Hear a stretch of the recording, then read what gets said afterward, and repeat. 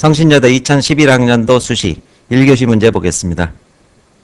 문제 1번에서는 자유와 평등의 조화, 이것을 제시문을 독해를 토대로 서술하라 이렇게 요구를 하고 있고, 2번에서는 이 개념을 가지고 표현의 자유를 옹호하는 입장을 근거로 해서 공동성과 개인의 자유가 대립된다는 주장을 비판하시어 역시 독해 적용 문제를 내고 있습니다.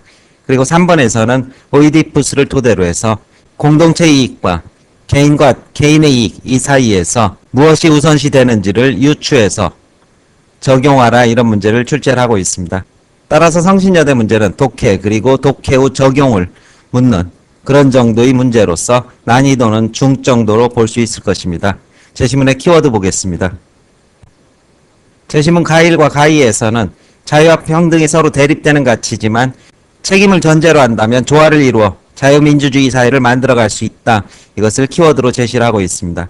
이때 말하는 책임은 사회적 책임으로 구체적으로 민주적인 제도가 원래 목적대로 운영될 수 있도록 지켜보는 시민들의 적극적인 관심과 참여의식, 이를 통해서 공공성이 확보될 수 있을 것이다. 이와 함께 자유와 평등을 연계하기 위한 또 다른 가치는 공정성인데, 이것은 가치의 공정한 배분을 통해서 공동체의 화합을 가능케 하고 이것이 결국 자유와 평등의 가치를 동시에 실현할 수 있다. 이런 의미의 제시문을 가1과 2에서 제시를 하고 있습니다. 제시문 나에서는 공동성과 개인적 이익의 관계를 세 가지 범주로 나누어서 설명을 하고 있습니다. 일단 첫 번째는 공동성과 개인의 이익이 서로 대립적이라는 관점, 그리고 두 번째, 공동선은 개인의 이익을 최대한 보장할 때 이루어진다는 애덤 스미스와 마찬가지의 자율성에 기초한 관점, 개인의 이익은 공동선에 참여함으로써 비로소 실현된다는 공동체를 중시하는 관점, 이렇게 세 가지를 제시를 하고 있고, 제시문 하에서는 오이디푸스가 자신의 죄에 대한 책임을 회피하지 않음으로써 공동체의 질서를 회복하는 모습을 보여주고 있습니다. 따라서 개인의 진정한 자유란 공동체의 질서 안에서 실현될 수 있다. 이것이 중심 메시지가 될 것이고, 이 메시지가 잡히지 않은 경우 문제 3번의 서술의 방향이 틀리게 됩니다. 제시문에 소개된 오이디푸스는 자신의 죄에 대한 책임을 통감하며 스스로 실명에 이르고 또 왕권을 포기하면서도 이러한 행위로 인한 신의 분노가 풀리고 조국 태바이가 몰락에서 벗어나는 모습을 보고 행복해하는 대목, 이것이 핵심이라고 볼 수 있을 것입니다. 따라서 이 지문에서는 개인의 자유와 이익은 결국 공동체 안에서 비로소 실현될 수 있다. 이 키워드를 분명히 잡아놓으셔야 됩니다.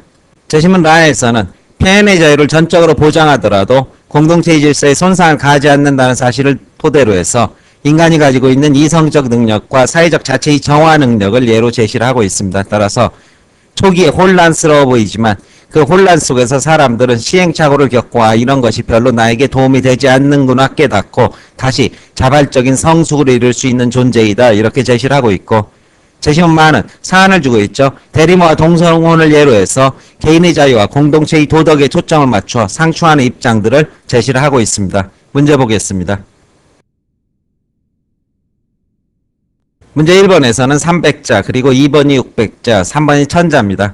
이쪽이 좀 부담스럽지만 그대로 독해 후 적용을 하는 그런 문제이고, 창의적 서술 파트가 아닌 만큼 오히려 시키는 대로 쓰면은 부담을 덜어낼 수 있을 것입니다. 문제 1번에서는 가1에 나타난 자유와 평등의 조화가 실현된 자유민주주의 사회를 이루기 위한 방안을 뭐를 토대로 가2의 논지를 중심으로 간단하게 요약하는 그런 문제를 출제를 하고 있는 만큼, 따라서 문제 1번에서는 두 가지식으로 간략하게 중심적인 개념어들을 정리를 해주시면 될 것입니다. 서술 방향 보겠습니다. 문제 전체가 가의 핵심 논제를 이해한 다음 그것을 가지고 가1의 내용의 문제를 중심으로 서술하라 이렇게 요구를 하고 있습니다. 따라서 가2의 핵심 논지인 공공성과 공정성을 공공정신의 함양과 공정한 배분 원칙의 준수를 통해 이루어 나가자는 것, 이 부분의 적용을 어디에? 자유와 평등에 그대로 적용을 해주시면 될 것입니다. 따라서 자유와 평등의 조화는 공공정신의 함양과 공정한 배분 원칙의 준수를 통해 실현될 수 있고, 이 과정에서 공공성과 공정성이 담보되어야 한다. 이러한 조괄식 서술을 해주시면 될 것입니다. 따라서 이러한 것들을 이루기 위해서는 민주적 제도의 원활한 운영과 시민들의 적극적인 관심과 참여가 필수적이라는 뒷받침 문장이 역시 전개될 수 있을 것입니다. 결국 자유와 평등의 조화는 사회 구성원들이 사회적 책임을 다해간다는 그러한 사실을 전제로 실현될 수 있을 것이고, 평등을 손상시키는 자유나 자유를 위축시킬 수 있는 평등이 되지 않기 위해서 서로를 배려하는 책임의식이 동시에 실현되어야 한다. 이러한 키워드를 가지고 300자 정도 요약을 해주시면 될 것입니다. 2번 보겠습니다. 문제 2번에서는 재심은 나의 밑줄친 1의 관점은 공익과 사익의 불일치 혹은 공동성과 개인의 이익이 대립을 주장한다. 라에 나온 표현의 자유를 옹호하기 위한 논리를 응용하여 이 관점을 비판하시오. 뭐에서 나온 라에 나온 표현의 자유를 옹호하는 논리를 응용하라고 얘기를 했습니다. 따라서 이 부분의 응용을 토대로 해서 답안이 전개되어야 할 것입니다. 서술 방향 보겠습니다.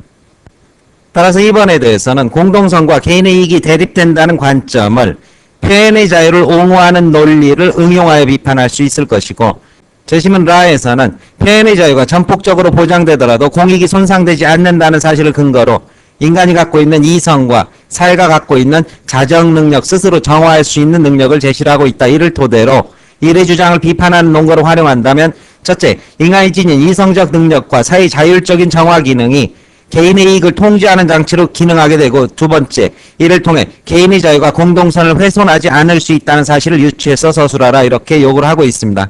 이러한 전개 방향을 조금만 확대한다면 개인은 분명 뭐를 이기성을 가지고 있지만 그건 못지않게 합리성을 가지고 있게 될 것이고, 자신의 이기성을 실현하는 과정에서 타인과 충돌이 일어날 때 일시적인 뭐를 혼란을 겪을 수 있지만 그러한 혼란이 결국 자신의 이기성에도 도움이 되지 않는다는 것을 깨닫는 이런 합리성을 토대로 스스로 자정 능력을 발휘하게 됨으로써 결국 개인의 이익 추구가 공동선에도 기여할 수 있다는 사실을 대표적으로 보여주는 것이 시장경제가 될 것입니다. 따라서 시장경제는 부분적인 혼란이 있지만 사회 전체의 효율성을 가장 극대화시킨다는 그러한 모습에서 봤을 때 개인의 자율성과 합리성이라는 것은 전체의 조화로 이끌어갈 수 있는 보이지 않는 힘과 손이 될 것이다. 이러한 논리 전개가 2번에서 가능하게 될 것입니다. 문제 3번 보겠습니다.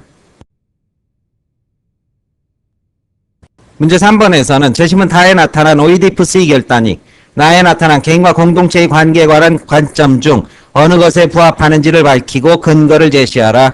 이를 토대로 철이 부부의 행위와 동성혼에 대한 오이디푸스가 취할 수 있는 입장을 추론 설명하라. 독해 적용까지입니다. 따라서 견해가 없는 만큼 주어진 지시사항대로 원고지 안배를 하셔서 거기에 대한 답변을 해주시면 될 것입니다. 서술 방향 보겠습니다. 따라서 문제 3번의 답변은 세 부분으로 구성이 될 것이고, 먼저 오이디푸스의 행위를 개인과 공동체의 관계에서 분석하고, 그리고 나에서 개인의 이익은 공동선에 참여함으로써 실현 가능하다. 이것을 제시를 하셔야 될 것입니다. 이를 토대로 해서 오이디푸스는 대리모를 통한 출산을 의도하는 철이 부부의 행위와 동성 간의 혼인에 대해서 반대할 수밖에 없음을 제시문을 근거로 추론해서 그대로 적용하는 문제, 이렇게 정리가 될 수 있을 것입니다. 일단 오이디푸스에 대해서는 운명적으로 아버지를 죽이고 어머니와 결혼하는 과오를 저질렀고, 행위의 대가로 테바의 왕에 오르지만 공동체의 도덕을 해롭게 하는 행위이기 때문에 신의 분노를 사게 됩니다. 따라서 오이디푸스는 마침내 비행으로 인해 공동체 테바이가 죽음의 길로 들어선다는 사실을 알고 자신의 눈을 찌르고 왕권을 포기, 유랑생활을 함으로써 신의 용서를 받게 됩니다. 따라서 신은 분노를 거두고 테바이는 평온을 되찾는다. 이러한 내용에서 봤을 때 오이디푸스의 결단은 개인과 공동체의 대립을 주장할 수 없다. 왜? 자발적으로 죄에 대한 책임을 지고 이 과정에서는 공동체에 대한 책임의식이 전제되며 공동체가 자기로 인해서 평온을 되찾았을 때 행복하다고 묘사하고 있기 때문이다. 이것이 출제 의도가 될 것입니다. 따라서 이를 고려할 경우 오이디푸스의 진정한 자유는 공동체 안에서 실현되고 이것은 개인과 공동체의 세 번째 관점과 대응된다. 이것이 바로 문제가 의도한 답변이 될 것입니다.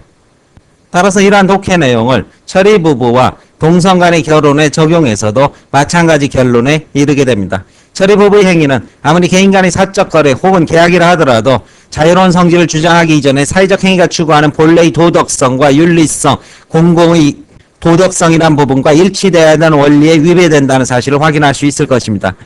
따라서 임신의 사회적 행위란 임산부와 태아의 감정적 유대를 가리키게 되는데, 아이를 강제로 빼앗는 행위는 순이와 아이와의 감정적 유대를 박탈하는 것이다. 이런 분석이 가능하게 될 것이고, 동성혼에 대해서도 역시 비판적 접근을 해야 될 것입니다.